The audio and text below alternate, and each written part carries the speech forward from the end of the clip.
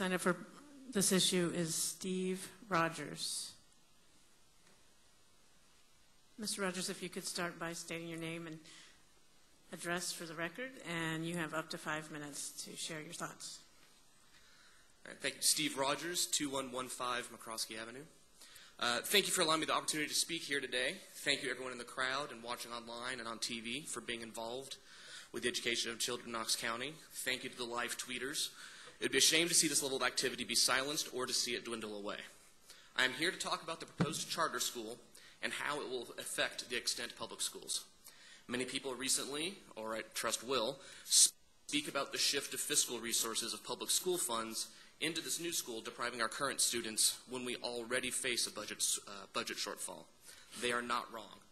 Others have or will speak about how, according to research by Credo, students in charter schools perform both better, worse, and the same as students in public schools, mirroring the bell-shaped curve of student achievement that we already see. In other words, the charter schools don't necessarily do any better, bad ones are shut down, and the ones that match public schools in efficacy are, well, par for the course. Those people are also not wrong. I'm here to talk about another investment in schools that charter schools take away from the public schools: parents, grandparents, family, community involvement. I'm a band director, and I'd be a fool to assume for 1 minute that I can make my band program run without parents. We are an army of students, equipment, extra time spent at school, and the parent volunteers are the fuel for that machine. They carpool students when other parents have to be at work. They use sick days and vacation days to work band camp. Band camp. Look, band is awesome for 1,000 reasons, but band camp sucks. And these guys are choosing to volunteer that time for these kids. I get to witness firsthand the effect of parents being around students, supporting them, caring for them, cheering for them, and praising them.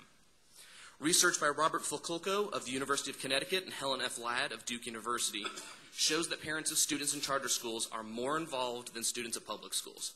If you'll forgive me, duh.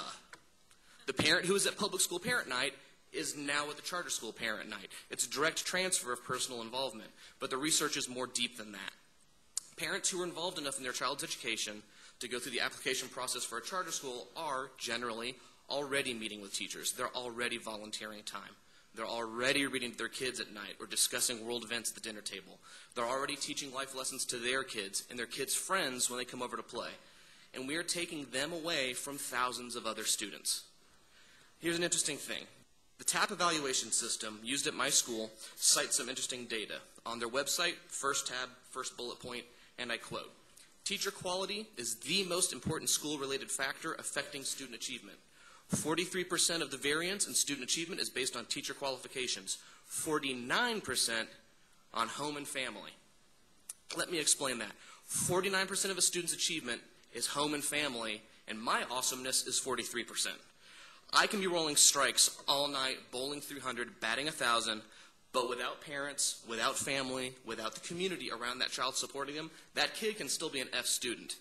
That, besides revealing how cockamamie the evaluation systems are and how student scores shouldn't be an evaluating factor of a teacher, that shows how important parents are. In addition to the financial resources, why are we taking such valuable emotional and personal investment away from the kids in the public schools? Why not, crazy idea, push harder to get the parents and families and community entities not currently active in our schools invested into all of our children? We have data showing that the proposed school could produce better or worse or exactly the same results for students that are already in their current schools. We have money and investment that could be spent on Knox County students that would be leaving Knox County schools. We would lose the most important factor in a child's development, at least so says the evaluation company we keep shelling money out to. Why, in any rational mindset, would we risk this endeavor? Well, I've heard why we shouldn't try to stop the charter, why we shouldn't try stopping it. Some people have said, and this is again quoting, "The question in the state of Tennessee isn't really whether you like charter schools or want charter schools. It's did that charter school application meet the criteria that's been set by the state of Tennessee? And if it does, it's going to happen one way or the other." Well, if we can do a little bit of common sense on the local level, could we possibly petition some common sense on the state level? If we can see that this proposal, good-natured as much of it is, doesn't make sense for us, how can we suddenly not be eloquent or convincing enough to tell the people at the state level? Thank you for your time.